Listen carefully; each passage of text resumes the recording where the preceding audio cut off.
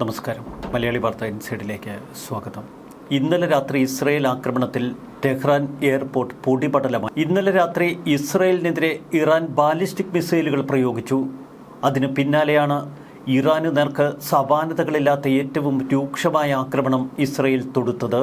ഇന്നലെ അർദ്ധരാത്രി മുതൽ ഇസ്രയേലിന് നേർക്ക് ഇറാൻ തൊടുത്തത് 5 ബാലിസ്റ്റിക് മിസൈലുകൾ. എന്നാൽ 5 ബാലിസ്റ്റിക് മിസൈലുകളും ആകാശത്ത് വെച്ച് തന്നെ ഇസ്രയേൽ പ്രതിരോധ സേന തകർത്തെറിഞ്ഞു. ബാലിസ്റ്റിക് മിസൈലുകളുടെ രൂക്ഷമായ ആക്രമണത്തിന് പിന്നാലെ ഇസ്രയേൽ പോർജെറ്റുകൾ ടെഹ്റാന് മുകളിലെത്തി. ഇറാന്റെ ആകാശം പൂർണ്ണമായി കീഴടക്കിക്കൊണ്ട് ഇസ്രയേൽ ജെറ്റുകൾ പിന്നീട് ബോംബ് വർഷമാണ് ടെഹ്റാനുമേൽ നടത്തിയത്. ഇറാനിയൻ മിസൈൽ ആക്രമണത്തിൽ ആർക്കും പരിക്കേറ്റില്ല എന്ന് ഇസ്രയേൽ വ്യക്തമാക്കി. തുടർച്ചയായ സൈറണുകൾ, അതാണ് ഇസ്രയേലിന്റെ പല ഭാഗങ്ങളിലും ഇന്നലെ രാത്രിയിൽ നടന്നത്. എല്ലാറ്റിനുമൊടുവിൽ 5ാം ബാലിസ്റ്റിക് മിസൈൽ. ഇതോടെ സർവ്വശക്തിയും ഉപയോഗിച്ചുള്ള സംഹാര താണ്ഡവമാണ് പിന്നീട് ഇസ്രയേൽ നടത്തിയത്.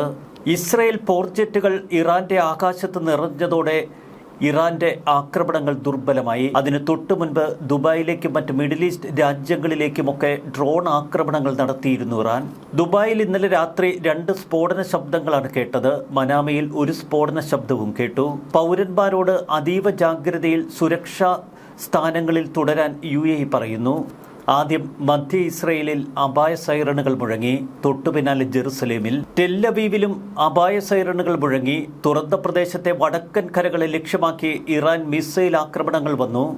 ഏറ്റവും ശക്തമായ നിലയിൽ ആകാശയുദ്ധം തുടരുമ്പോഴും ഇറാൻ ഇതുവരെ കീഴടങ്ങാൻ തയ്യാറാകുന്നില്ല. എന്തുകൊണ്ടാണ് ഇറാൻ കീഴടങ്ങിൽ നിന്ന് വിട്ടുനിൽക്കുന്നത് എന്ന ചിന്ത ലോകത്തിന്. മറുവശത്ത് എപ്പോൾ വേണമെങ്കിലും റഷ്യയുടെ ഭാഗത്തു നിന്നൊരു സഹായം ഇറാൻ ഇപ്പോഴും പ്രതീക്ഷിക്കുന്നുണ്ട്. അതുകൊണ്ടാണ് കീഴടങ്ങൽ വളരെയേറെ താമസിപ്പിക്കുന്നത്. ഇറാനിലേക്ക് കരസേനയെ വിന്യസിക്കാൻ US പ്രസിഡന്റ് ഡൊണാൾഡ് ട്രംപ് അത്യധികം താൽപ്പര്യപ്പെടുന്നു. എന്നാൽ അമേരിക്കക്കാരുടെ മനസ്സിൽ ഇത്തരമൊരു ചിന്ത കടന്നുകൂടിയിട്ടേയില്ല. ഖമനേയി തന്റെ സ്വകാര്യ ആവശ്യങ്ങൾക്കും ഒളിവിൽ പാർക്കാനും ഉപയോഗിച്ചിരുന്ന ഒരു വലിയ ബങ്കർ ഇസ്രയേൽ സേന ഇന്നലെ രാത്രി തകർത്തു. പൂർണ്ണമായും പിത്തളയിൽ നിർമ്മിച്ച ഒരു ബങ്കർ.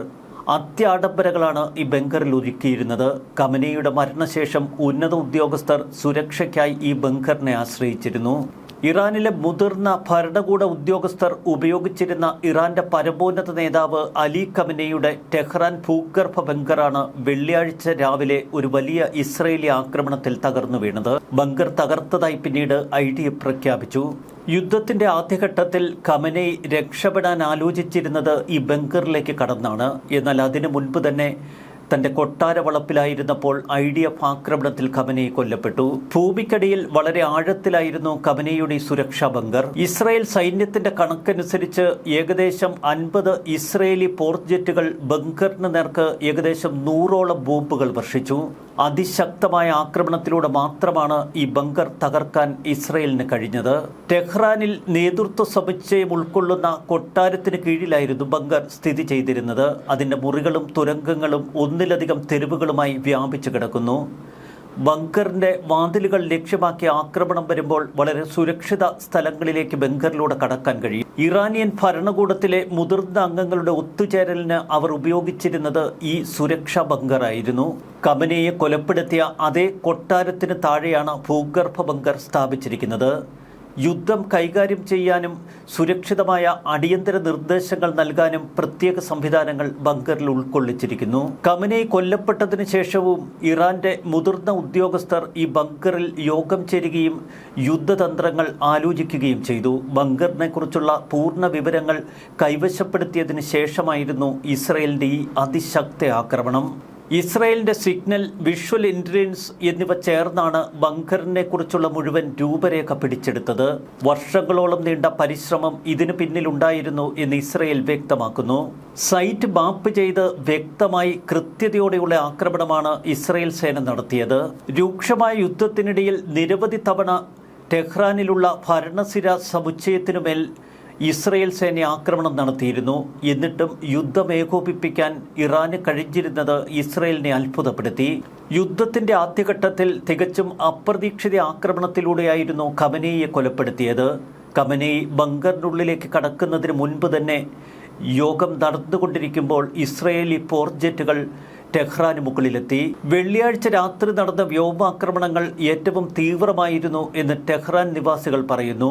പലായനം പോലും ചെയ്യാൻ ഭയപ്പെട്ടാണ് ടെഹ്റാൻ വാസികൾ അവിടെ കഴിയുന്നത്. ടെഹ്റാനിലെ ജനങ്ങളെ ഒഴിപ്പിക്കാനുള്ള നടപടികൾ ഇസ്രായേൽ ഇതുവരെ കൈക്കൊണ്ടിട്ടില്ല.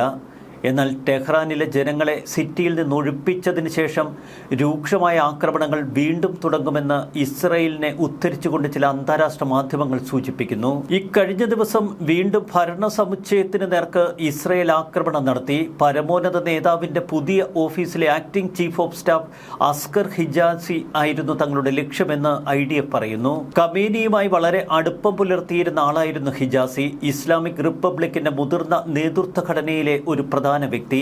വർഷങ്ങളായി പരമോന്നത നേതാവിന്റെ ഏറ്റവും സ്വാധീനമുള്ള വ്യക്തികളിൽ ഒരാളായി അദ്ദേഹം തുടരുന്നു. വെള്ളിയാഴ്ച പടിഞ്ഞാറൻ ഇറാനിലെ 400-ലധികം ഇറാനിയൻ സൈനിക ലക്ഷ്യങ്ങൾ ആക്രമിച്ചുവെന്നാണ് IDF പറയുന്നത്. വളരെ വിശാലമായ ഭൂപ്രകൃതിയാണ് ഇറാനുള്ളത്.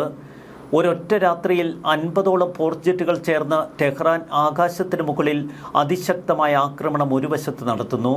മറുവശത്ത് ഇറാന്റെ മറ്റു ചില ഭാഗങ്ങൾ കേന്ദ്രീകരിച്ച് 150ഓളം പോർജെറ്റുകൾ ബോംബുകൾ വർഷിക്കുന്നു. എന്നിട്ടും ഇറാനെ തളർത്താൻ ഇസ്രായേലിന് ഇതുവരെ കഴിഞ്ഞിട്ടില്ല. നിലവിലെ യുദ്ധത്തിൽ ഇതുവരെ 300-ലധികം ബാലിസ്റ്റിക് മിസൈൽ ലോഞ്ചറുകൾ നശിപ്പിച്ചുവെന്നാണ് IDF അവകാശപ്പെടുന്നത്. ഇനിയും 100 മുതൽ 200 വരെ ബാലിസ്റ്റിക് മിസൈൽ ലോഞ്ചറുകൾ ഇറാന് സ്വന്തമായുണ്ട്. ഇസ്രായേലിനെതിരെയും അമേരിക്കൻ സഖ്യരാജ്യങ്ങൾക്കെതിരെയുമുള്ള ഇറാന്റെ വെടിവയ്പ് ശക്തി പരമാവധി കുറയ്ക്കുകയായിരുന്നു ആദ്യ ആക്രമണങ്ങളിലൂടെ ഇസ്രായേൽ ലക്ഷ്യമിട്ടത്. ഇനിയും അവരുടെ മിസൈൽ ലോഞ്ചറുകൾ പൂർണ്ണമായി തകർക്കണമെങ്കിൽ ദിവസങ്ങളോളം വേണ്ടിവരുമെന്നാണ് ഇസ്രായേൽ പറയുന്നത്.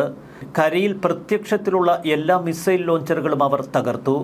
ഭൂഗർഭ കേന്ദ്രങ്ങൾ കേന്ദ്രീകരിച്ച് നിരവധി മിസൈൽ ലോഞ്ചറുകളുണ്ട്. മറുവശത്ത് അമേരിക്കൻ സേന പൂർണ്ണമായി ഇറാന്റെ നാവികസേന ആക്രമിച്ച് തകർക്കുന്നതിൽ ശ്രദ്ധ കേന്ദ്രീകരിച്ചിരിക്കുന്നു. 30-ലധികം വാർഷിപ്പുകൾ ഇതിനകം സമുദ്രത്തിൽ മുക്കി അമേരിക്ക അതിശക്തമായ ആക്രമണം തുടരുകയാണ്. ഇസ്രായേൽ സൈന്യത്തിന്റെ കണക്കനുസരിച്ച് ആക്രമണം ആരംഭിച്ചതിന് ശേഷം ഇതുവരെ 6500-ലധികം ബോംബുകളാണ് ഇറാനിൽ വർഷിച്ചത്. IAF യുദ്ധവിമാനങ്ങൾ 2500-ലേറെ തവണ ആക്രമണം നടത്തി. 150 വ്യത്യസ്ത ആക്രമണങ്ങൾ നടത്തിയെന്നാണ് IDF പറയുന്നത്. ഇത്ര ശക്തമായി ഒരു രാജ്യത്തിന് നേർക്ക് ആക്രമണം നടത്തിയിട്ടും ഇറാനെ തളയ്ക്കാൻ ഇതുവരെ ഇസ്രായേലിന് കഴിഞ്ഞിട്ടില്ല. ടെഹ്റാനിലെ ഭരണകൂട കേന്ദ്രങ്ങൾ പൂർണ്ണമായി തകർത്തു. രാജ്യത്തുടനീളമുള്ള ഇറാന്റെ ആയുധ ഉൽപാദന സൗകര്യങ്ങൾക്കെതിരെ ഇപ്പോൾ ആക്രമണങ്ങൾ തുടരുന്നു. ഇതിനിടയിൽ ചില രാജ്യങ്ങൾ യുദ്ധം അവസാനിപ്പിക്കണമെന്ന ആഹ്വാനവുമായി രംഗത്തെത്തി. അവരോട് ട്രംപ് പറയുന്നത് ഒരൊറ്റ കാര്യം: ഒരു സമ്പൂർണ്ണ കീഴടങ്ങലിന് ഇറാനെ നിർബന്ധിക്കുക. ഉപാധികളില്ലാത്ത കീഴടങ്ങൽ മാത്രമേ ഞാൻ അനുവദിക്കൂ. അതിലപ്പുറം ഈ ആക്രമണം ഇറാനെ തളർത്തി അവരുടെ ഭരണകൂടത്തെ മാറ്റും എന്ന് ട്രംപ് ഉറപ്പിച്ചു പറയുന്നു. ഇറാൻ ഇനി മികച്ച ഭാവിയുണ്ടാകുമെന്നാണ് ട്രംപിന്റെ വാഗ്ദാനം. US സൈന്യത്തിന്റെ കമാൻഡർ ഇൻ ചീഫ് എന്ന നിലയിലും സ്വതന്ത്ര ലോകത്തിന്റെ നേതാവ് എന്ന നിലയിലും ഇറാൻ ഇനി അമേരിക്കയ്ക്ക് ഭീഷണിയാവാൻ കഴിയില്ല എന്ന് ട്രംപ് പ്രഖ്യാപിക്കുന്നു. സ്വതന്ത്ര ലോകത്തിന്റെ നേതാവ് എന്ന് സ്വയം പുകഴ്ത്തുകയാണ് അമേരിക്കൻ പ്രസിഡന്റ് ഡൊണാൾഡ് ട്രംപ്. നിരുപാധികമായ കീഴടങ്ങൽ ഇസ്ലാമിക് റിപ്പബ്ലിക്കിന്റെ സൈനിക ശേഷിയുടെ പൂർണ്ണമായ നാശത്തിന് കാരണമാകുമെന്ന് ഇറാൻ ഭയപ്പെടുന്നു. പോരാടാൻ കഴിയാത്ത സാഹചര്യത്തിൽ ഗറില്ല മോഡൽ യുദ്ധതന്ത്രങ്ങളിലേക്ക് ഇറാൻ സൈനികർ മാറുമോ? ഇതുവരെ IRGC തകർന്നുവെങ്കിലും IRGC നിരുപാധികം കീഴടങ്ങാൻ തയ്യാറായില്ല എന്നതാണ് ഏറെ ശ്രദ്ധേയം. തികച്ചും വിചിത്രമായ ആവശ്യങ്ങളാണ് ട്രംപ് ഒരു വശത്തുയർത്തുന്നത്. ഇറാന്റെ പുതിയ ഭരണാധികാരിയെ തെരഞ്ഞെടുക്കാൻ തനിക്കും അവകാശമുണ്ട് എന്ന് ട്രംപ് പറയുന്നു. ഇറാനുമായുള്ള യുദ്ധം ഇനിയും ആഴ്ചകൾ നീണ്ടു നിൽക്കും എന്ന കണക്കുകൂട്ടലാണ് ഇസ്രായേൽ. ഇക്കാര്യം US state secretary Marco Rubio വ്യക്തമാക്കി കഴിഞ്ഞു. അറബ് വിദേശകാര്യ മന്ത്രിമാരുമായി നടത്തിയ ഫോൺ സംഭാഷണത്തിലാണ് മാർക്കോ റൂബിയോ ഇക്കാര്യം വ്യക്തമാക്കിയത്. ആക്രമണം അവസാനിപ്പിക്കാൻ ആഴ്ചകൾ വേണ്ടിവരും. അവസാന ഫലം നമുക്ക് അനുകൂലമായിരിക്കും. ഇറാനെ പൂർണ്ണമായി അവരുടെ സൈനിക ശേഷി നശിപ്പിക്കുന്നതിൽ നമ്മൾ വിജയിക്കും. ഇറാന്റെ മിസൈൽ ലോഞ്ചറുകൾ, സ്റ്റോക്കുകൾ, നിർമ്മാണ സൈറ്റുകൾ എന്നിവ ലക്ഷ്യമിട്ടാണ് ഇപ്പോൾ നടക്കുന്ന ആക്രമണങ്ങളെന്ന് മാർക്കോ റൂബിയോ അറബ് രാജ്യങ്ങളോട് വ്യക്തമാക്കി. യുദ്ധം അവസാനിപ്പിക്കാൻ അറബ് നേതാക്കളെ സമ്മർദ്ദത്തിലാക്കാനുള്ള ഇറാന്റെ ശ്രമമാണ് ഇപ്പോൾ തിരിച്ചടിയായിരിക്കുന്നത്.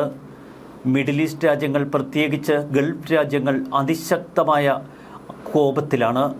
ഇറാനെ ആക്രമിച്ച് തീർക്കാൻ അമേരിക്കയ്ക്ക് അവർ പിന്തുണയും നൽകുന്നു. വെള്ളിയാഴ്ച സൗദി അറേബ്യ കൂടി ഒരുപക്ഷെ യുദ്ധത്തിന്റെ ഭാഗമാകും എന്ന സൂചന നൽകിയതോടെ ഇറാൻ തികച്ചും പരിഭ്രാന്തിയിലാണ്. ഈ യുദ്ധം ആഴ്ചകൾ നീണ്ടു നിന്നാൽ അത് ലോകമെമ്പാടുമുള്ള GDP വളർച്ചയെ സാരമായി ബാധിക്കും. യുദ്ധം പ്രതീക്ഷിച്ചതിലും വളരെ നന്നായി മുന്നോട്ടു പോകുന്നുവെന്നാണ് ഇസ്രയേലി ഉദ്യോഗസ്ഥർ പറയുന്നത്. മേഖലയിലുടനീളം ഇറാൻ മിസൈലുകളും ഡ്രോണുകളും വിക്ഷേപിക്കുന്നത് അവർ നിർത്തിയിട്ടില്ല. എന്നാൽ അതിന്റെ തോത് ഗണ്യമായി കുറഞ്ഞു. US ഇസ്രയേലി ആക്രമണങ്ങൾക്കിടയിൽ ടെഹ്റാൻ കേന്ദ്രീകരിച്ച് പ്രവർത്തിച്ചിരുന്ന വലിയൊരു നിര സർക്കാർ ഉദ്യോഗസ്ഥർ തങ്ങളുടെ ജോലി വേണ്ട എന്ന് വെച്ച് പലായനം ചെയ്ത കാഴ്ചയാണ് ടെഹ്റാനിൽ കാണുന്നത്. ഇസ്ലാമിക ഭരണകൂടത്തിന്റെ സായുധ സേനയിലെ ചില ഉദ്യോഗസ്ഥർ തങ്ങളുടെ ബാരക്കുകൾ ഉപേക്ഷിച്ച് മറ്റു ചില നാടുകളിലേക്ക് അവർ കടന്നു കളഞ്ഞു.